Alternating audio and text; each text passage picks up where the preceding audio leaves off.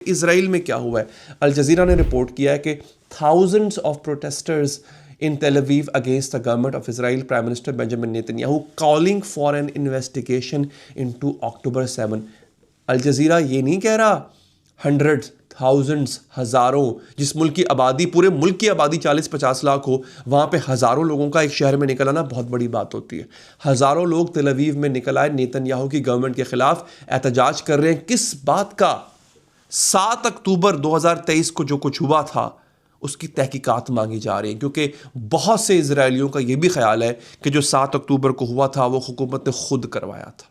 ये एक inside game थी।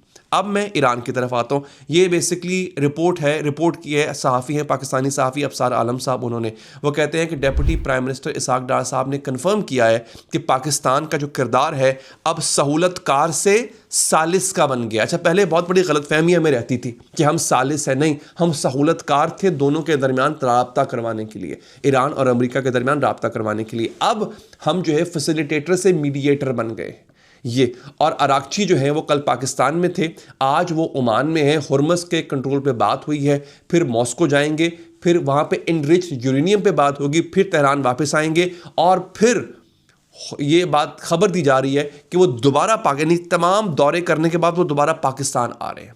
अब ओमान क्यों गए, ये सोचने वाली अक्सर लोग कह रहे हैं कि शायद पाकिस्तान पर से एतबार उठ गया ईरान का। ऐसा नहीं है। ओमान जाना इसलिए ज़रूरी था कि अगर कोई एग्रीमेंट होता है तो बैर हुर्मस का जो कंट्रोल है वो सिर्फ ईरान के पास नहीं होगा, ईरान और ओमान मिल के चलाएंगे इसको।